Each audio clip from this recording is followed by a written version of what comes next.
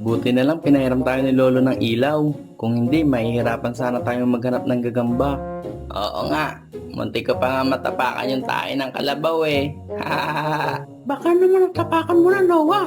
Parang may naamoy akong mabaho eh. Baka naman yung hininga mo lang yung naamoy mong mabaho.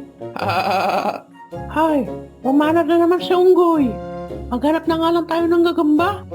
Mabuti pa maghiwa-hiwalay na lang tayo para mas mabilis tayo makahanap ng gagamba.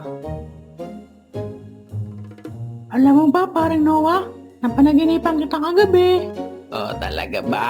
Oo, pre. Nakita daw kita sa may tabing ilog. Ang lalim ng iniisip mo. Tapos, malungkot ka pa. Talaga ba? O tapos anong nangyari? Lalapitan sana kita para kausapin. Kaya lang, Kaya lang ano? bigla kang tumayo tapos naghugas ng puwet.